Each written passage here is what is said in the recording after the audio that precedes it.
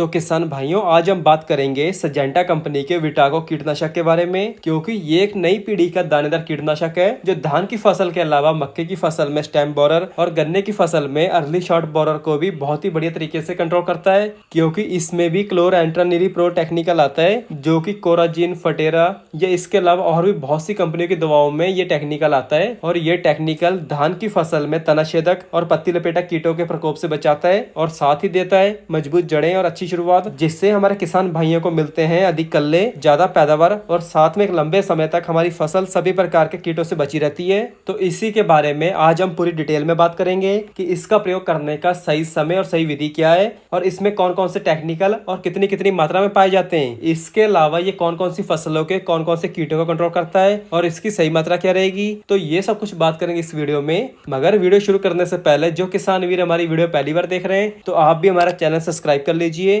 जिससे आपको हर एक फसल के बारे में सही टाइम पे सही जानकारी मिलती रहे। तो चलिए जानते हैं कि धान की फसल में विटाको कीटनाशक ये काम कैसे करता है। तो सबसे पहले बात करेंगे कि विटाको कीटनाशक ये काम कैसे करता है। तो विटाको ये एक ब्रॉड स्पेक्ट्रम सिस्टमिक इंसेक्टिसाइड है और इसमें कॉम्बिनेशन आता है थायोमिथॉक्सन 1% प्लस क्लोरएंट्रानिलीप्रोल 0.5% GR, मतलब दानेदार फॉर्म में आता है। और किसान भाइयों, इस दवा का अच्छा रिजल्ट पाने के लिए धान की फसल में आप इसे दूसरी यूरिया में प्रयोग कीजिए, क्योंकि इस समय तक पौधों की जड़ें खेत में सभी प्रकार की खुराक लेने में सक्षम हो जाती हैं। और इसका प्रयोग करते समय खेत में पानी जरूर होना चाहिए, जिससे कि यह दवा पानी में आसानी से घुलकर सिस्टमिक तरीके से जड़ों के द्वारा पूरे पौधों में समा जाए। इससे हमें विटाको के बहुत अच्छे और लंबे समय तक रिजल्ट देखने को मिलते हैं। और इसके अलावा ये हमारी फसल को हरा भरा और स्वस्थ रखता है। और अब बात करते हैं कि ये कौन कौन से कीटों को कंट्रोल करता है। तो ये लगभग सभी प्रकार के चूसने और चबाने वाले कीटों को कंट्रोल करता है, जैसे कि धान की फसल में मुख्य रूप से स्टेम बोरर मतलब तनाछेदक और लीफ फोल्डर मतलब पत्ती लपेटक,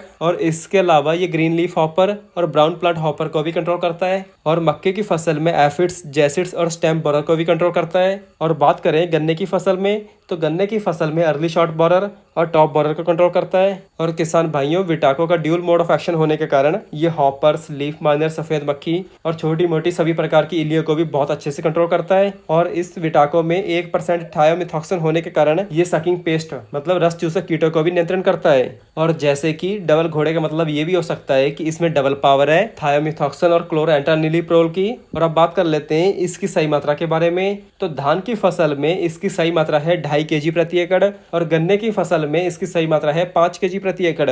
और अब बात करते हैं इसके सही रिजल्ट के बारे में। तो इसका रिजल्ट डिपेंड करता है कि आपने इसकी टॉप ड्रेसिंग करने के बाद कम से कम 3 से 4 दिन तक पानी को खेत में बनाए रखा है, तो ये आपकी फसल में 15 से 20 दिन तक कीटों को आने नहीं देगा। और अगर खेत में पानी या उचित नमी नहीं है या इसका छिड़काव करने के बाद सिंचाई नहीं कर सकते, तो कोई भी ग्रेनुअल कीटनाशक डालने का कोई भी फायदा नहीं होगा। तो फिर आप क्या करें कि कीट के लक्षण दिखने पर कीटनाशक की स्प्रे ही करें। और बात करते हैं कि विटाको की कीमत के बारे में। तो किसान भाइयों, इसका 5 kg का पैक आपको 1400 के आसपास का मिल जाएगा। तो किसान वीरों, यही सब कुछ था कि धान की फसल में विटाको कीटनाशक डालने का सही समय और सही विधि के बारे में। धन्यवाद।